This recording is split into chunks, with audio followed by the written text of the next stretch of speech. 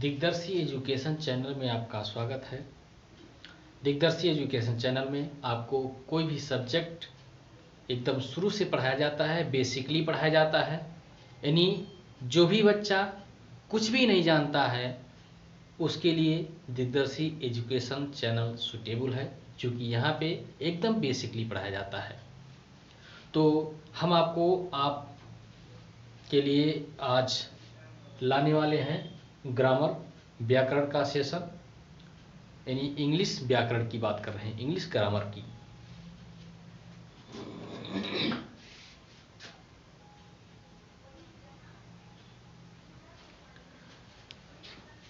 पहले English grammar की बात करते हैं। ग्रामर का मतलब क्या होता है? ग्रामर का मतलब होता है किसी भी भाषा का, हर एक भाषा का ग्रामर होता है, व्याकरण होता है।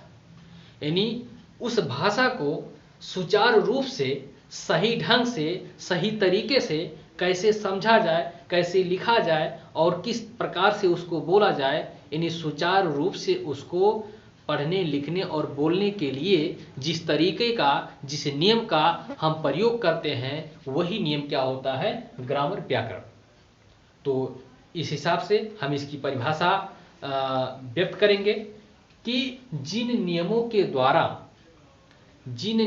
के द्वारा हम किसी भाषा को ठीक प्रकार से या शुद्ध लिखना, बोलना, पढ़ना व समझना सीखते हैं, वे समस्त नियम ग्रामर, व्याकरण कहलाते हैं।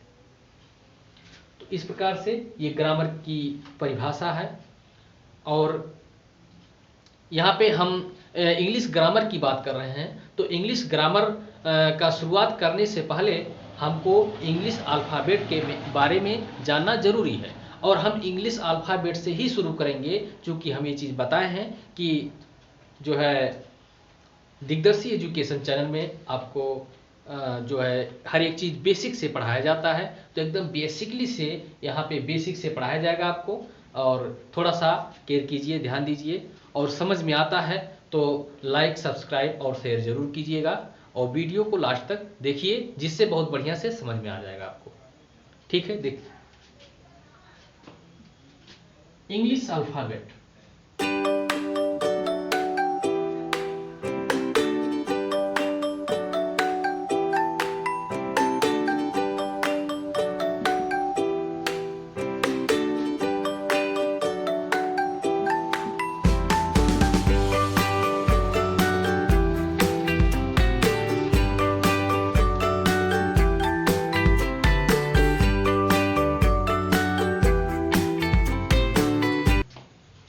इंग्लिश अल्फ़ाबेट, अंग्रेजी वर्णमाला। अंग्रेजी वर्णमाला के बारे में आप पढ़िए क्या होता है। इंग्लिश अल्फ़ाबेट में 26 लेटर्स होते हैं। इंग्लिश अल्फ़ाबेट में 26 लेटर्स होते हैं, यानी 26 अक्षर होते हैं, जिसमें और क्या होता है? 5 वॉवेल,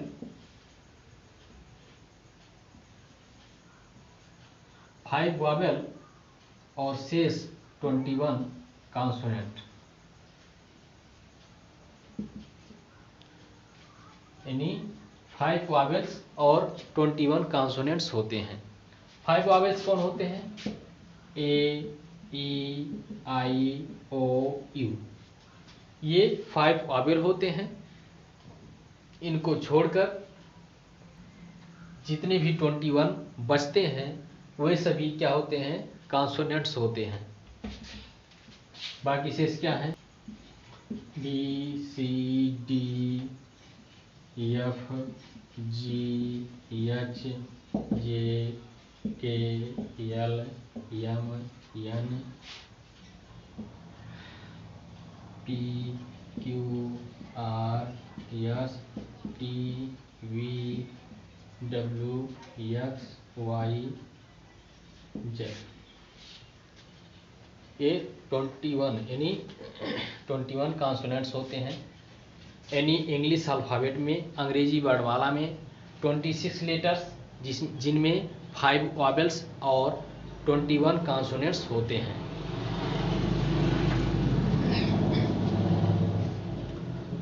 थोड़ा सा इसके बारे में, डिफिनेशन के बारे में जानिए।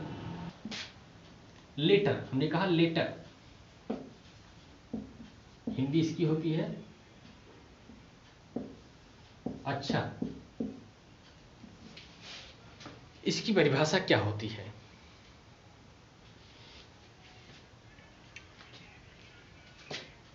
हम कोई भी भाषा जो बोलते हैं, हर एक भाषा में, हर एक भाषा का एक अलग अलग लेटर्स होते हैं, अलग अलग अक्षर होते हैं। तो हम यहाँ पे इंग्लिश लैंग्वेज की बात कर रहे हैं, तो इसमें अक्षर यानी लेटर की परिभाषा क्या होती है? यानी हमारी भाषा का, जो भी भाषा हो, हमारी भाषा का वह छोटा से छोटा अंश जिसके खंडन व टुकड़े ना किए जा सकें, लेटर अक्षर कहलाते हैं। हमारी भाषा का वह छोटा से छोटा अंश, यानी किसी भी भाषा में कोई भी बुक अगर लिखा है, तो अगर मान लीजिए इंग्लिश लैंग्वेज की बात करें, तो अगर इंग्लिश की कोई बुक है तो उसको हम लेसन्स में डिवाइड कर सकते हैं। कई लेसन्स होते हैं एक बुक में, फिर लेसन्स को डिवाइड करेंगे, पैराग्राफ में चेंज हो जाएगा, पैराग्राफ को डिवाइड करेंगे, लाइंस में चेंज हो जाएंगे, और अगर लाइंस को डिवाइड करेंगे तो वर्ड्स में चेंज हो जाएगा।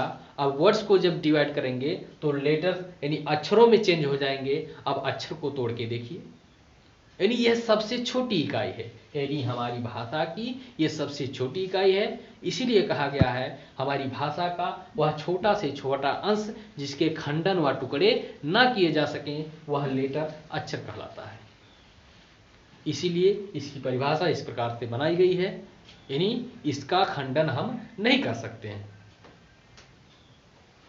अब क्या होता है? वाबिल की बात हमने किया, हमने कहा हम कुछ भी बोलते हैं उसका मतलब जरूर कुछ होता है। हम आप जाने या ना जाने बात अलग है, लेकिन उसका मतलब जरूर होता है। कैसे? जैसे हमने कहा वाबिल,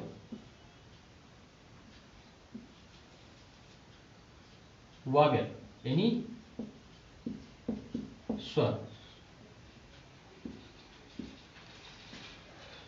स्वर की परिभाषा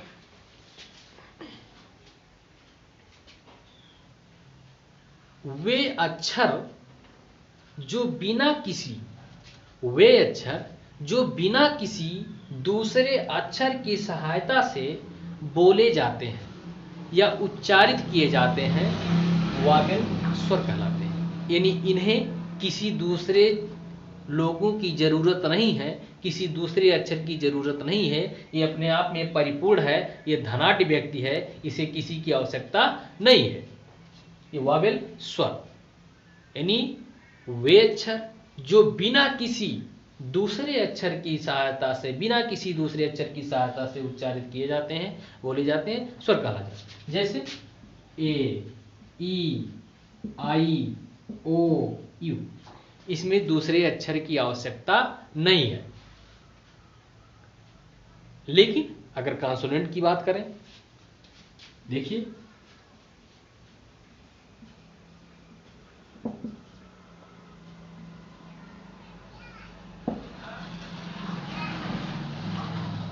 व्यंजन की बात करें तो व्यंजन जो है, कॉन्सोनेंट्स जो होते हैं, ये इनका डिफिनेशन भी जान लीजिए, इनके बारे में आप जान गए, इनके बारे में भी जान लीजिए। वे अक्षर, यह क्या था, इन्हें किसी की आवश्यकता नहीं है, ये स्वयं उच्चारित हो जाएंगे। लेकिन कॉन्सोनेंट क्या है? वे अक्षर जो किसी ना किसी स्वर की सहायता से उच्चारित किए जाते हैं, मने इनको जरूरत पड़ेगी, इन पांचों में से किसी को भी इनको लेना पड़ेगा, तभी ये बोल पाएंगे, तभी ये उच्चारित हो पाएंगे। यानी वे अक्षर जो किसी ना किसी स्वर की सहायता से उच्चारित किए जाते हैं या बोले जाते हैं, कॉन्सोनेंट व्यंजन कहलाते हैं। इन्हें किसी की आवश्यकता नहीं है, लेकिन इन्हें इनकी हर हाल में आवश्यकता है, किसी की भी, यानी किसी ना किसी की आवश्यकता इनको पड़ेगी। हम आपको प्रैक्टिकली दिखा सकते हैं। देखिए, जैसे लिखा हो बी, बी ई आ रहा ना, बी ई, तो ई क्या है, ई क्या है, वॉवेल है, स्वर है। बी ई कहा गया सी, सी ई आ रहा कि नहीं आ रहा, तो ई मतलब इनको इनकी आवश्यकता है। डी एफ कहा गया एफ, तो एफ ए आ रहा कि नहीं आ रहा, ए क्या है, वॉवेल है। इन्हें आवश्यकता है, किसी ना किसी स्वर की आवश्यकता है। एफ जी ई एच, ए आ रहा कि नहीं आ रहा, एच ए एच, यानी इसे जो है स्वर की आवश्यकता पड़ती है। जे A J, K A L A L L, M N, P E P E आ रहा, क्यू कहा गया क्यू, क्यू बगैर यू कहे क्यू बोल लीजिए आप, नहीं बोल पाएंगे, तो क्यू यानी यू, यू क्या है, वॉवेल है। हमने ये सिद्ध कर दिया कि कॉन्सोनेंट जो व्यंजन होते हैं वो किसी न किसी स्वर की आवश्यकता इन्हें पड़ती है, किसी न किसी स्वर की सहायता इन्हें जो है लेनी पड़ती है, तभी ये उच्चारित हो पाते हैं। Q S T E W, W तो डब्ल्यू, तो डब्ल्यू माने डब्ल्यू यू, यू आ गया। कहा गया एक्स, तो एक्स में क्या है, ए। कहा गया वाई, वाई आई, आई यार, आई क्या है, वॉवेल है। वाई तो वाई यानी इसमें क्या गया, आई, और आई क्या, वॉवेल है। यानी ये सिद्ध हो गया कि ऐसे अक्षर जो किसी न किसी स्वर की सहायता से ही उच्चारित किए जाते हैं, कॉन्सोनेंट्स व्यंजन कहलाते हैं। इस प्रकार से हम इंग्लिश अल्फाबेट के बारे में इनका पूरी तरीके से इसमें जो है जानकारी प्राप्त करते हैं। इसके बाद में अब एक कड़ी लेटर हमारा शुरू हो गया है। अब लेटर के बाद हम वर्ड्स के बारे में बताएंगे, वर्ड्स शब्द क्या होता है। अब ये एक टॉपिक होगा पूरा वर्ड्स, और उसमें पूरी चीज़ें बताई जाएंगी। तो हमें आशा नहीं, पूर्ण विश्वास है कि आपको ये चीज़ समझ में आ गया होगा। ठीक, धन्यवाद।